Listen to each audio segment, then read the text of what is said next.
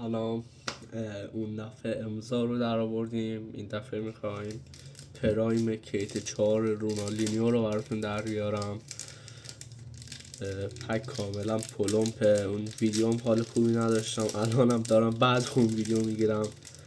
واقعا زیاد حالم خوش نیستش این چند وقته، نه از نظر جسمی از نظر روحی. واقعا سخت میگذره دوستان، ولی شما خوشحال باشید ما خوشحالیم. پک پلمپه و بفرمایید بهتون نشون بدم، فکر نکنید خودم میذارم باز الان یکی میاد تو کامنت ها میگه خودت گذاشتی داخل پک و اینا.